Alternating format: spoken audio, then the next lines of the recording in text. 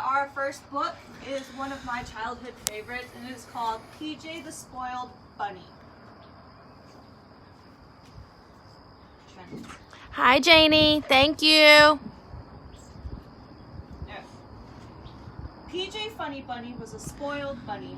He always had to have his own way. He had to blow out the candles at birthday parties, or he wouldn't bring a present. He wouldn't play checkers unless he could play with the red pieces. And he never played cowboys and Indians unless he could be the cowboy. PJ never did what his friends wanted to do either. If his friends wanted to ride bikes, PJ wanted to ride skateboards. If his friends wanted to sail boats, PJ wanted to fly kites. If his friends wanted to go fishing, PJ wanted to go swimming. No matter what his friends wanted to do, PJ always had to have his own way. Why do we let PJ do this? His friends would ask each other. Then one day, all of PJ's friends wanted to play baseball. Wait, said PJ, I think we should play football. His friends sighed. Come on, PJ, one of them said. We're tired of always doing what you want to do. We want to play baseball. No, said PJ. If you're going to play baseball, I don't want to play. Hi, Cody and Kaysen. PJ was sure his friends would play football. They always did what PJ wanted. But when PJ went out in the field to catch a pass, no one threw the football. We're going to play baseball, they shouted, and they ran off to play without him. PJ could not believe that they would not do what he wanted. Who needs friends anyway? PJ decided. Now I can do what I want to do. But what would I want to do? He thought. PJ tried swinging for a little while. Then he worked on his yo-yo tricks until the string got all tangled. Finally, he blew up his whole collection of balloons. But playing by himself wasn't as much fun as PJ thought it would be. So PJ asked his little sister, Honey Bunny, to play. Honey Bunny wanted to play house more than anything, but PJ had a better idea. Let's play football, he said. Honey Bunny did not know how to play football, so PJ tried to teach her. First, he showed her how to throw a football. Honey Bunny threw the football as hard as she could. Then PJ showed her how to kick a football. Honey Bunny kicked the football as hard as she could, but no matter how hard Honey Bunny tried, she just could not play football. She was not old enough. Then some of Honey Bunny's friends came to play. Let's all play football, shouted Honey Bunny. Now we can have a real game. But Honey Bunny's friends did not know how to play football either.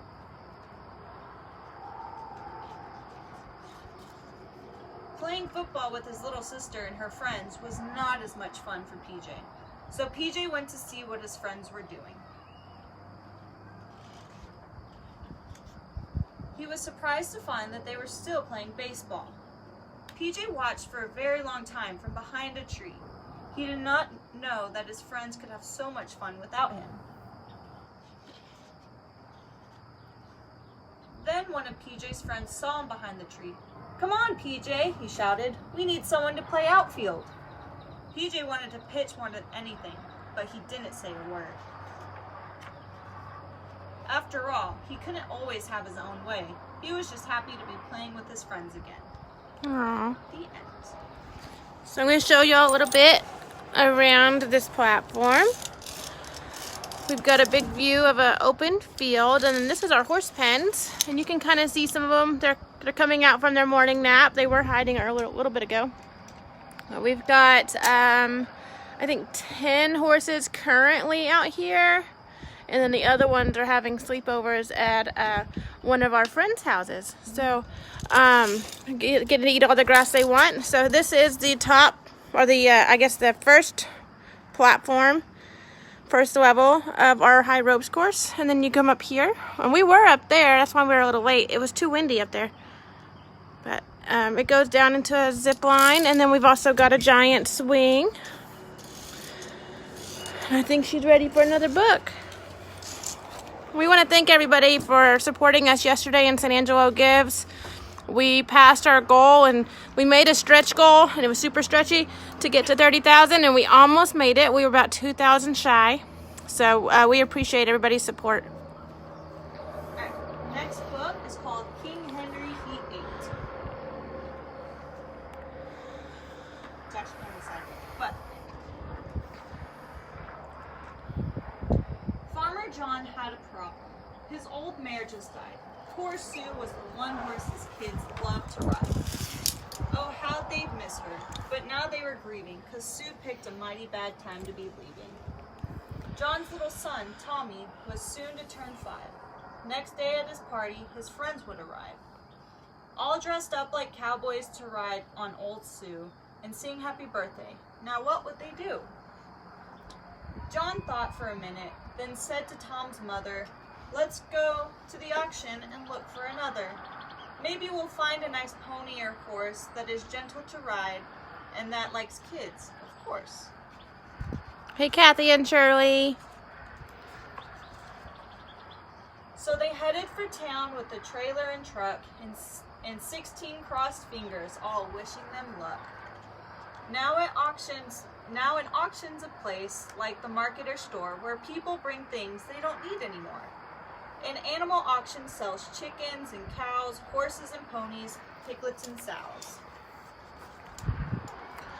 Then a man with a microphone yammers out loud to get the most money he can from the crowd. Farmer John and his family looked everywhere there, but none of those beasts could replace his old mare. The horses were either too fast or too classy. Some ponies were nippers, and one was too sassy. We have a few of those out here. Hi, Brant.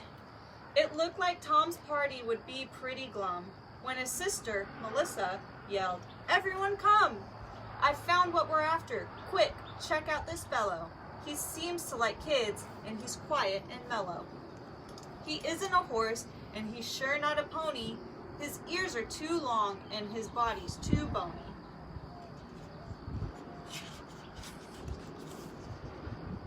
Way back in the sale barn, behind the haystack, stood a muddy brown donkey with a sign on his back.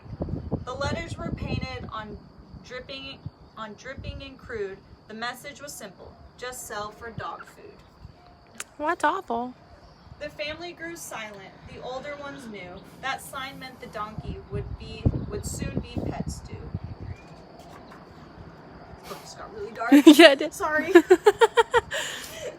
"Let's buy him," cried Tom as he pulled on the halter. The old donkey walked.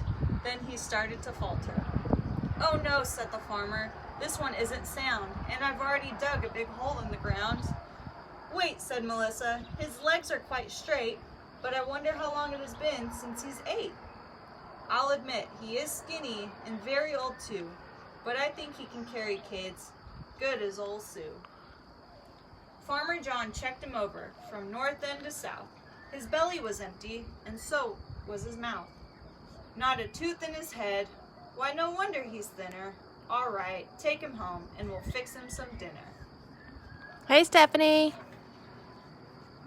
So the kids cooked him oatmeal and mashed up a fritter, stirred in apples and honey, and then they fed the poor critter. They served him a meal that a king would think great, so they named him King Henry, and King Henry ate.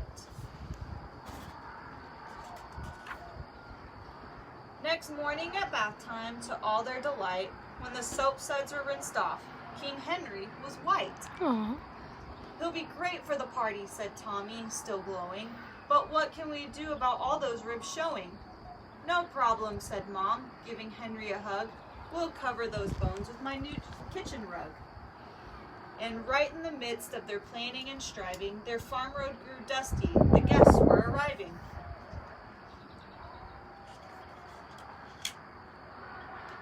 There came Grandma and Grandpa on Farmer John's side, Aunties Lulu and Lita, and Mom's uncle, Clyde. Frederico and Becky, Lori, Jamie, and Jim, and Gramps showed up smiling, his own toothless grin. There were farm workers, neighbors, their sisters and brothers, and 4 kids in the cowboy hats came with their mothers. The parents brought hot dogs and they cooked them outside. When everyone ate, the kids could go ride. But Tommy was worried. Henry didn't have lunch. He'd just fixed something quick for his donkey to munch. So he mixed beans and hot sauce with ice cream to sweeten it. Then he ran off to play and just left Henry eating it. Don't recommend that. What?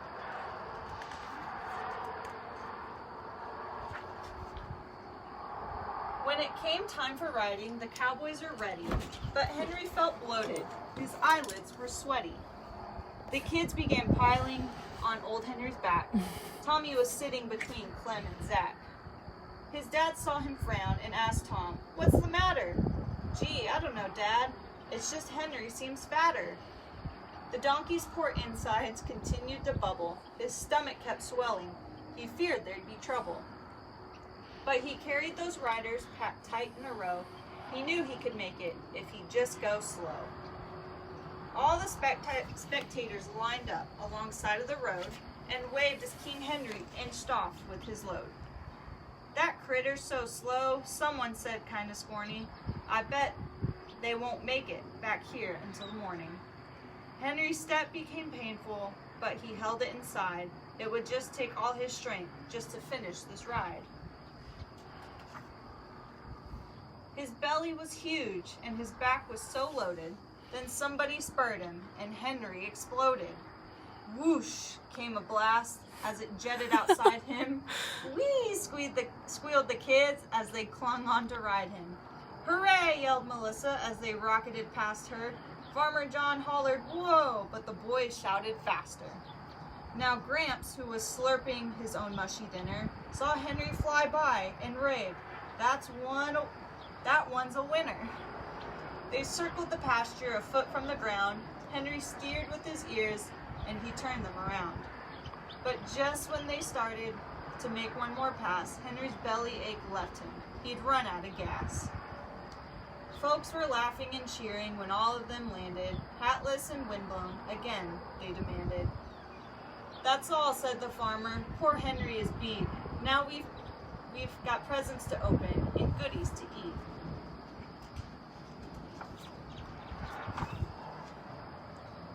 Tommy's cake was delicious, and the gifts were quite clever. But that ride on King Henry was the best present ever. So the donkey was saved, and Tom's party as well. But there's more to the story that's still left to tell. You see, Gramps, like old Henry, was toothless and gummy. And when you can't chew your food, it's sure hard on your tummy. Hey, Amanda. Soon after that party, they drove to the city to visit Gramps' dentist, named Dr. DeWitty, who measured and molded and fitted just right 2 sets of false teeth that were gleaming and white. Now Gramps can chew anything served on his plate.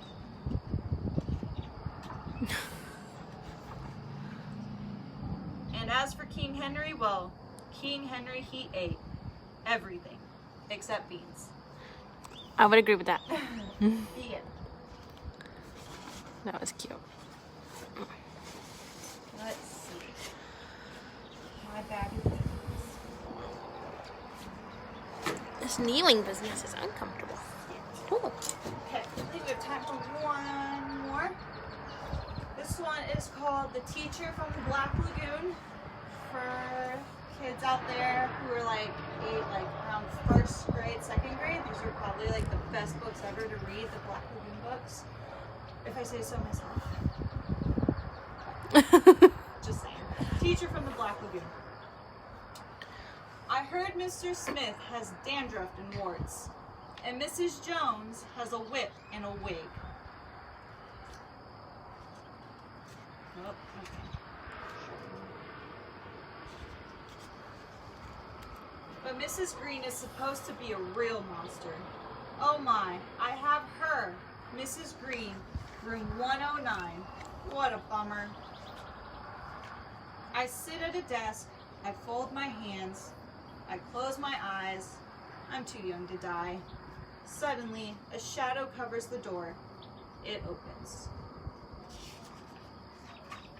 In slithers in Mrs. Green. She's really green. She has a tail. She scratches her name on the blackboard with her claws. Ooh. Freddie Jones throws a spitball. She curls her lips and breathes fire at him. Freddie's gone. There's just a little pile of ashes on his desk. Talk about bad breath, giggles Eric Porter. She slithers over, unscrews his head, and puts it on the globe stand. Aw. Derek stands by her desk. This is a whole boy, she smirks. She takes a big bite. This is half a boy. Now you've had fractions.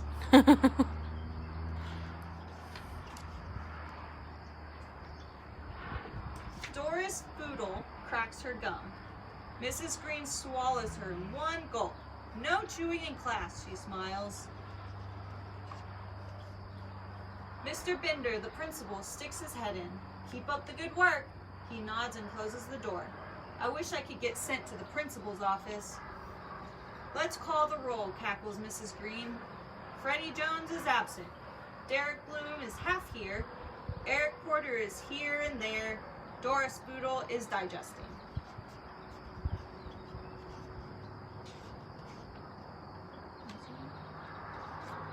Nope. Okay. Yeah. Yes, I am. What about spelling? Shouts Randy Potts. Spelling can be fun, beams Mrs. Green, wiggling her fingers at him. Abracadabra kazam. That's tough to spell, says Randy.